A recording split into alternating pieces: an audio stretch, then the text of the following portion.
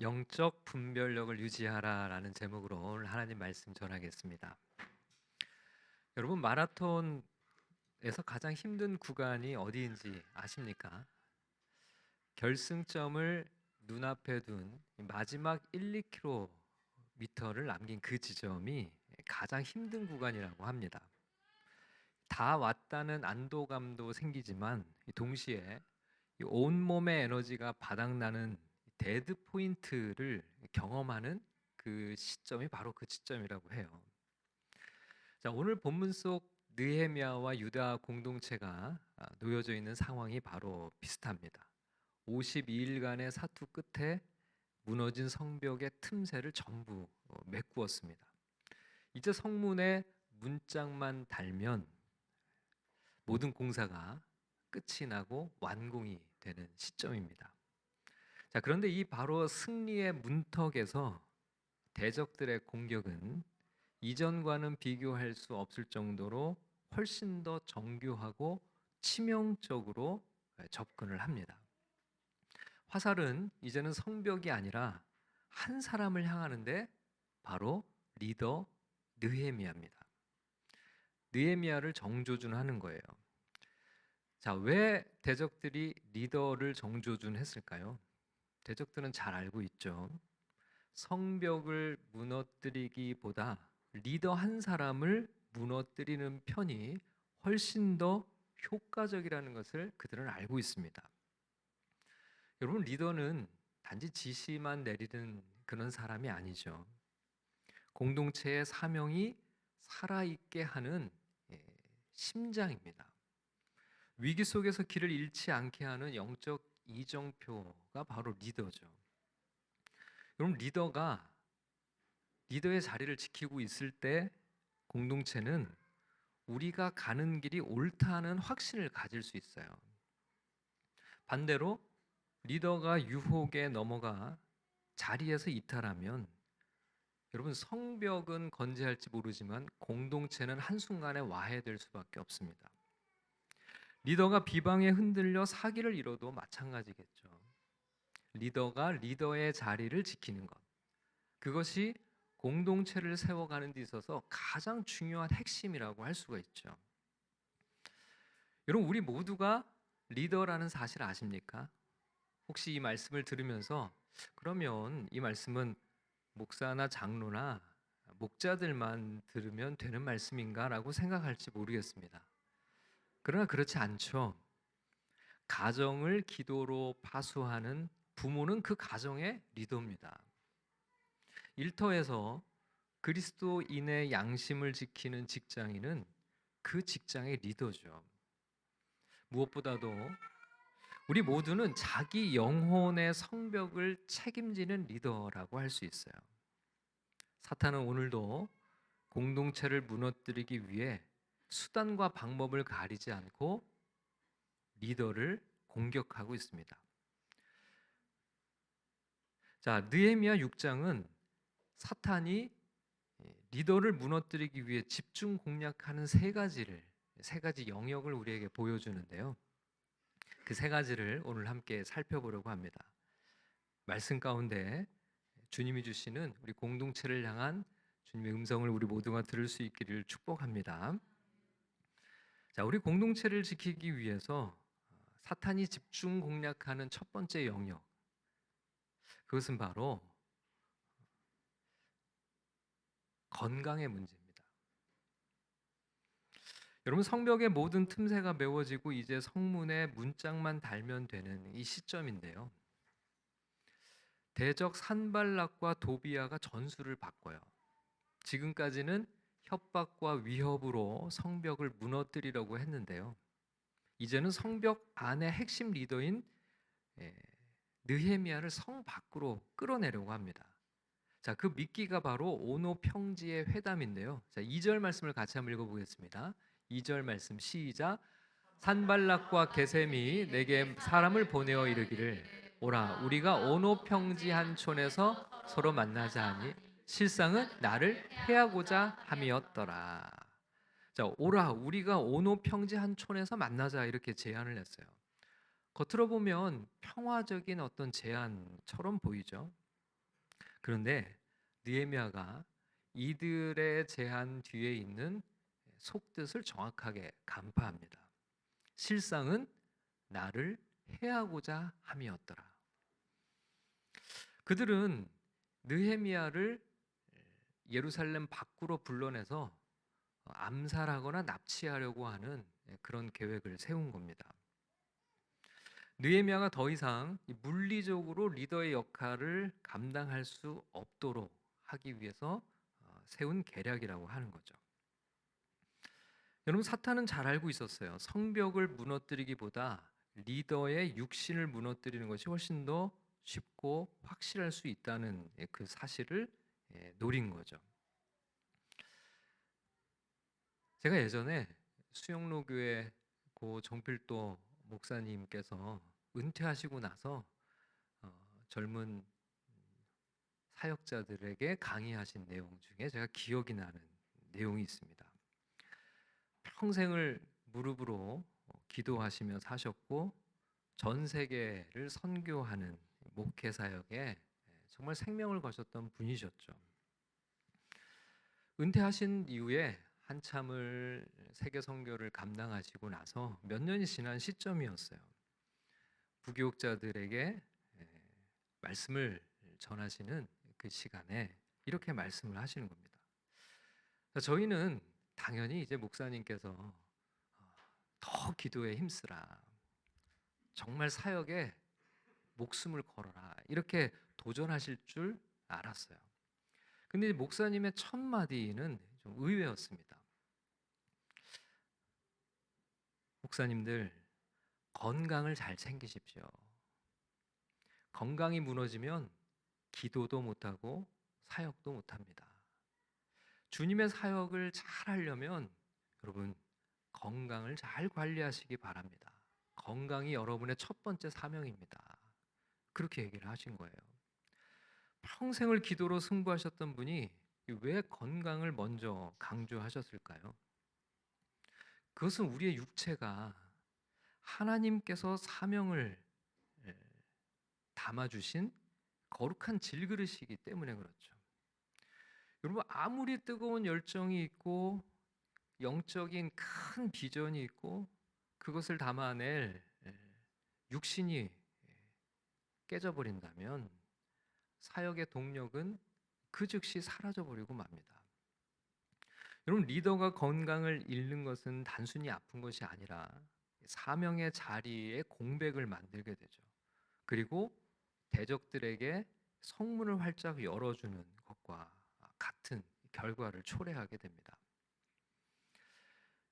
여러분, 우리는 사명이라는 이름 아래 영적인 번아웃을 경계해야 돼요. 대적들은 4번이나 내려오라고 반복해서 이제 이야기를 하는데요. 4절 말씀 한번 같이 볼까요? 4절입니다. 시작. 그들이 4번이나 이같이 내게 사람을 보내되 나는 꼭 같이 대답하였더니. 4번이나 계속 오노평지로 와라, 계속 불러내는 거예요. 우리에게도 사단은 똑같은 유혹으로 우리를 재촉하죠. 사탄은 때로 열심의 가면을 쓰고 리더들을 소진시켜요. 리더가 쉬면 될까? 마음속에 쉼에 대한 죄책감을 심어주죠. 할 일이 이렇게 많은데 운동할 시간이 있을까? 잠을 줄여야 되는 것 아닐까? 여러분, 그러나 그것은 하나님이 원하시는 방향이 아니에요. 하나님은 우리가 끝까지 리더의 자리를 지킬 수 있도록 리더의 건강을 잘 관리하도록 주님은 원하십니다. 자, 느헤미야는 자신을 해하려는 이들에게 이렇게 대답을 해요. 3절 말씀을 같이 한번 읽어보겠습니다. 3절 시작.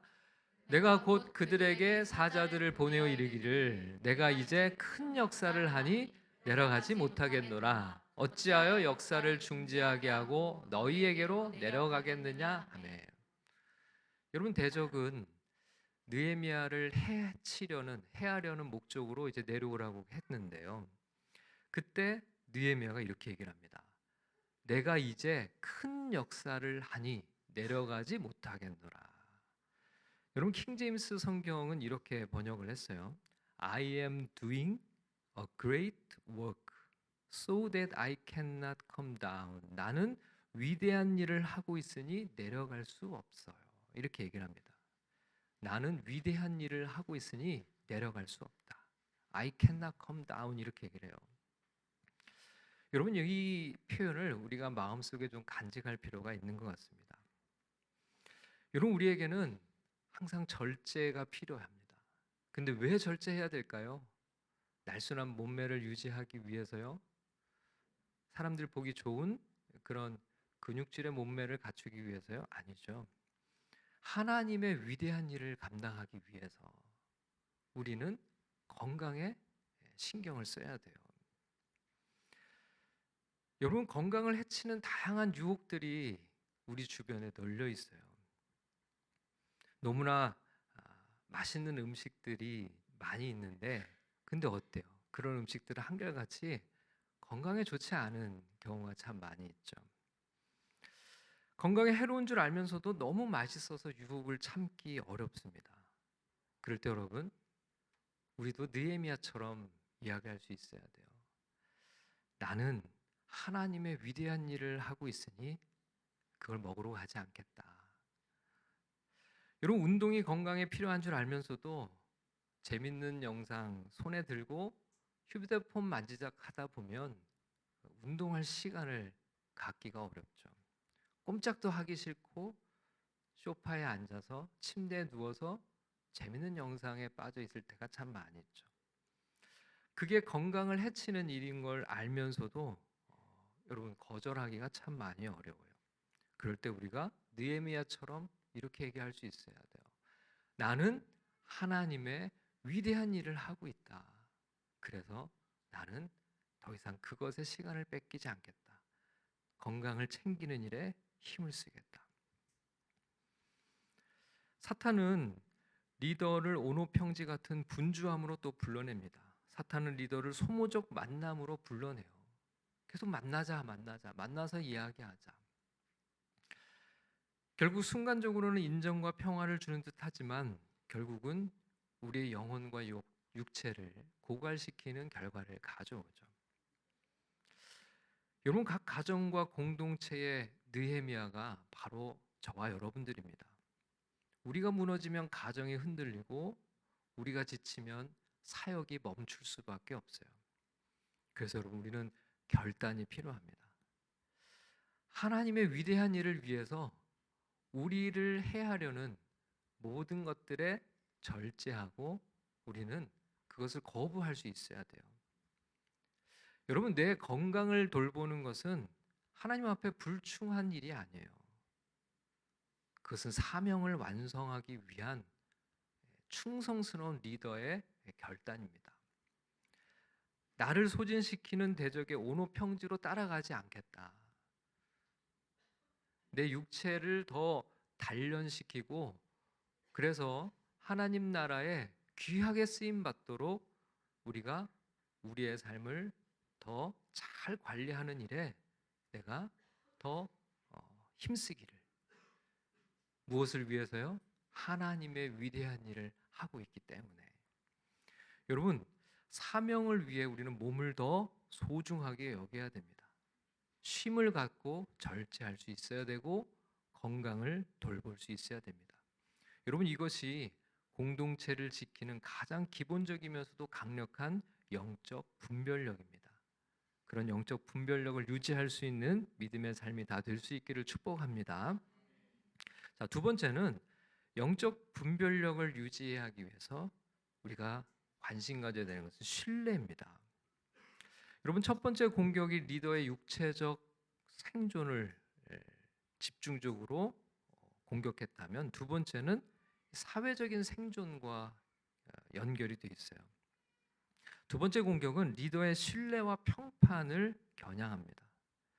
사탄은 리더의 몸을 쓰러뜨리지 못하면 그의 이름을 더럽히는 거예요.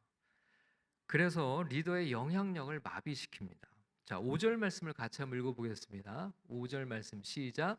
산발랏이 다섯 번째는 그 종자의 손에 봉하지 않은 편지를 들려 내게 보냈는데 산발랏이 계속 이 종의 손에 편지를 보냈어요. 그런데 다섯 번째 편지에는 이 편지를 봉하지 않았다는 거예요. 여러분, 중요한 편지를 이렇게 전갈로 보낼 때는 반드시 이 밀봉을 한 채 보냅니다. 내용이 훼손되지 않게 하는 거죠. 근데 일부러 봉하지 않은 편지를 보냈어요. 이유가 뭘까요? 그 안에 있는 내용을 은연중에 흘리기 위해서죠. 일부러 보게 하기 위해서였습니다. 오늘식으로 말하자면 가짜 뉴스를 유포하는 일종의 속임수였던 거죠. 여러분, 누구나 이 내용을 보고 싶어 하잖아요. 근데 그 안에 가짜 내용을 담아서 사람들이 일부러 보게 하는 거죠. 자, 이 내용이 무슨 내용이었을까요? 이 내용을 가만히 보면요, 느헤미야가 사실은 이 성벽을 왜 짓느냐, 그가 반역을 해서 자기 스스로 왕이 되려고 하는 거다, 이런 소문을 이제 가짜 뉴스를 퍼뜨리기 위한 장치를 하고 있는 거죠. 사탄은 리더에게 프레임을 씌웠어요. 이 모든 일이, 이 예루살렘을 짓는 이 모든 일이 네 욕심 때문에 하는 거지. 너의 왕국을 세우려고 하는 거지. 여러분, 리더에게 가장 고통스러운 공격은 그 사역의 진정성을 의심받는 것이죠. 여러분, 이런 편지가 퍼질 때, 이런 내용들이, 가짜 뉴스들이 퍼질 때 백성들 마음에 의심이 들어옵니다. 그럼 우리는 이용당하고 있는 건가? 신뢰의 성벽에 균열이 생기는 거죠. 여러분, 신뢰를 잃으면 공동체는 한 발자국도 앞으로 나아갈 수 없습니다. 사탄이 노리는 지점이 바로 이것이죠. 리더와 공동체 사이를 갈라놓는 것입니다. 그래서 결국 사명을 멈추게 하는 거죠. 여러분, 리더의 신뢰가 무너지는 것은 단지 개인의 명예가 실추되는 문제에 국한되는 것이 아니에요. 공동체가 전진해 갈 수 있는 모든 사역의 동력이 꺼져버리는 엄청난 위기로 다가오는 거죠. 여러분, 이런 순간에 느헤미야는 어떻게 대처했을까요? 느헤미야는 그 일일이 가짜 뉴스를 해명하고 변명하는 데 시간을 보내지 않아요. 자, 그는 짧고 굵게 한마디를 하는데요. 자, 8절 말씀입니다. 시작. 내가 사람을 보내어 그에게 이르기를 네가 말한 바 이런 일은 없는 일이요 네 마음에서 지어낸 것이라 하였나니. 여러분, 아무리 설명을 해도 신뢰가 없으면 사실 받아들여지지가 않죠. 그러나 신뢰를 갖고 있으면 한마디 말로 믿어줄 수 있는 거죠. 백성들은 여전히 느헤미야에 대한 신뢰를 잃지 않았던 것 같아요. 자, 그리고 그는 즉시로 하나님께로 방향을 돌립니다. 자, 9절 말씀을 읽어보겠습니다. 시작. 이는 그들이 다 우리를 두렵게 하고자 하여 말하기를 그들의 손이 피곤하여 역사를 중지하고 이루지 못하리라 함이라. 이제 내 손을 힘있게 하옵소서 하였노라. 이제 내 손을 힘있게 하옵소서. 하나님 앞에 이렇게 기도해요. 여러분, 느헤미야는요, 사람들의 입을 막아달라고 기도하지 않았어요.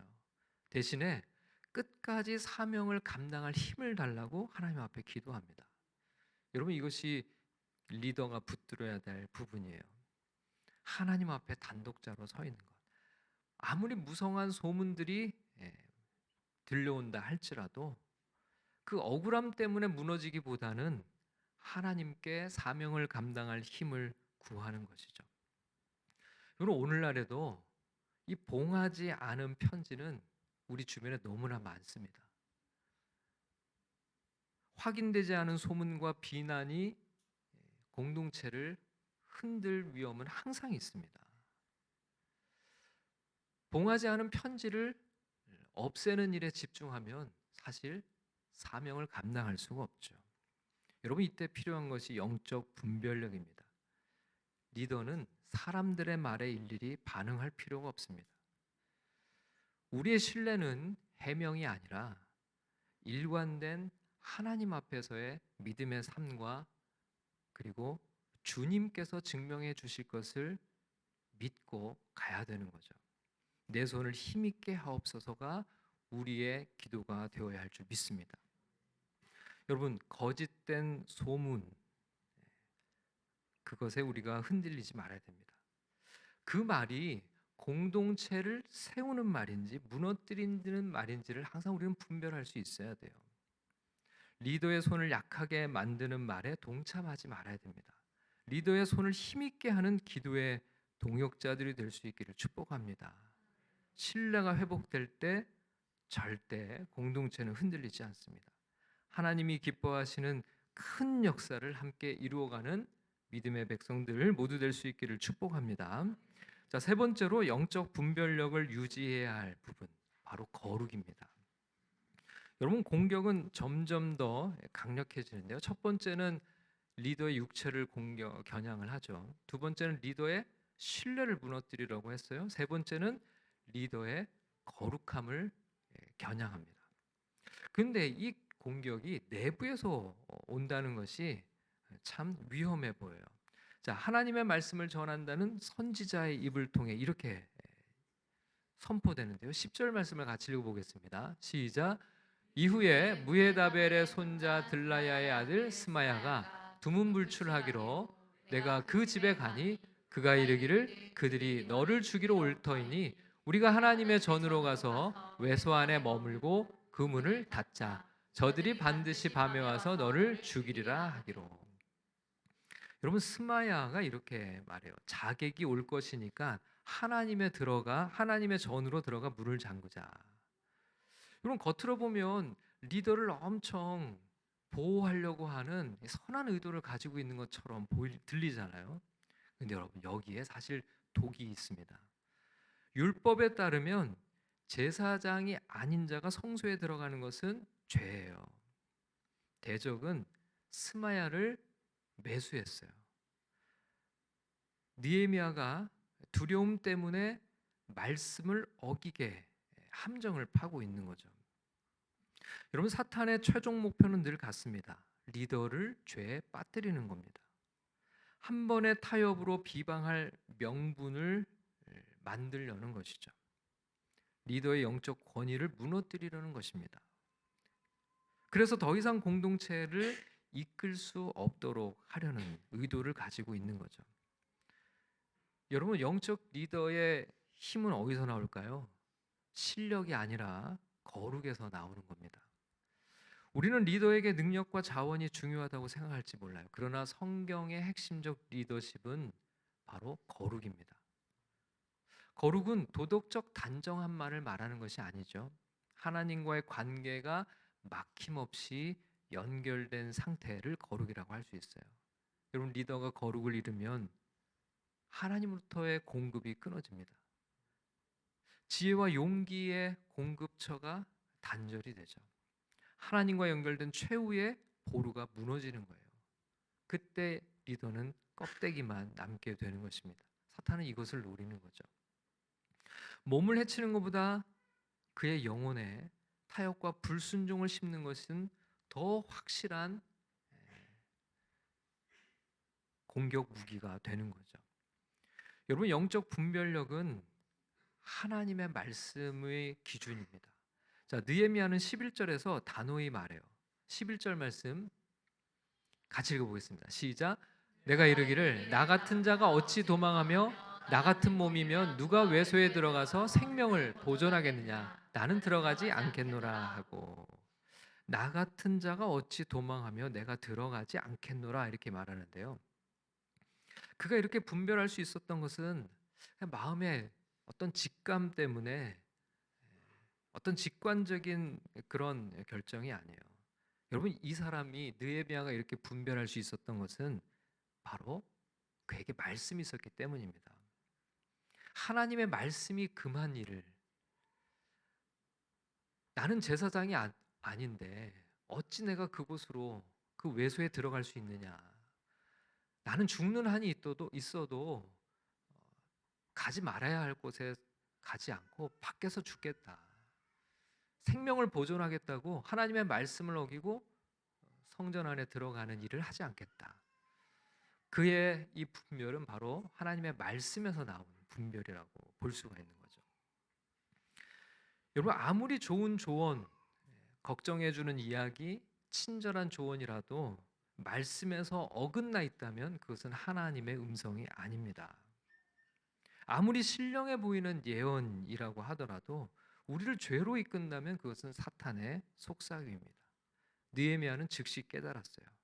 하나님이 보내신 바가 아니라 뇌물을 받고 이런 예언을 함이라. 12절 말씀이죠. 사탄은 때로 가장 가까운 사람의 입술을 빌려서 우리를 미혹할 때가 있어요. 사탄은 이번 한 번만이라고 말할 수도 있습니다. 딱 한 번만 너의 생명을 보존하는 것이 오히려 너의 사명을 감당하는 일이라고 유혹할 수 있어요. 그러나 우리는 그 어떤 것보다도 하나님의 말씀의 가치가 가장 앞에 있어야 함을 잊지 말아야 됩니다. 오늘 우리에게도 같은 유혹이 찾아오죠. 사업을 하려면 어쩔 수 없다. 뭐 직장 생활이 다 그런 거 아니냐. 세상은 거룩을 조금씩 깎아 먹으라고 강요합니다. 그러나 여러분 기억하십시오. 거룩을 포기하고 얻은 안전은 결코 축복이 될 수 없습니다. 오히려 그곳이 바로 우리를 위해 파놓은 죽음의 함정이에요.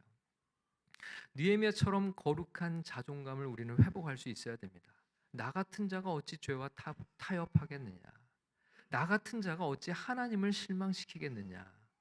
여러분, 이 단호한 고백이 우리를 지킬 수 있습니다.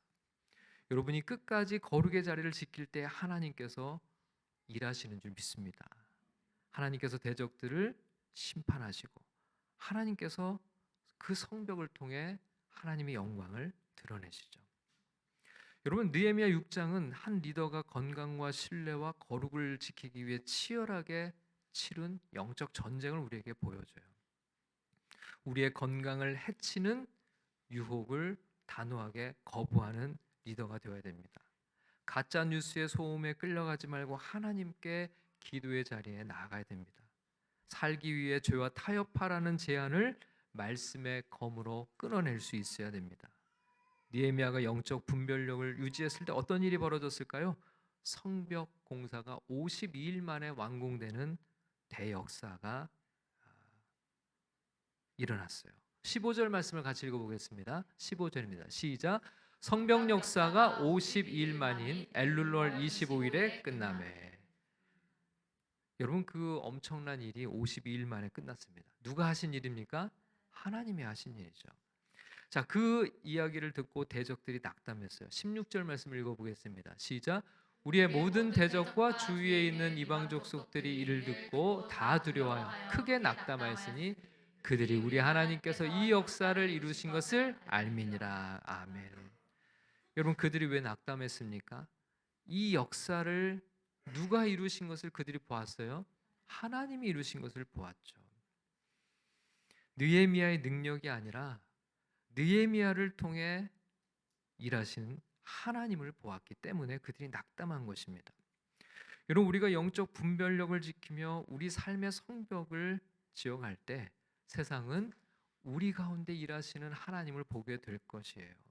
우리의 가정에서, 우리의 일터에서, 우리의 교회에서 우리가 이 영적 분별력을 유지할 때 우리 가운데 일하시는 살아계신 하나님을 세상이 보게 될 줄 믿습니다. 그렇게 하나님의 이름을 높이고 주님의 영광을 드러내는 신실한 믿음의 종들 다 될 수 있기를 주님의 이름으로 축원합니다.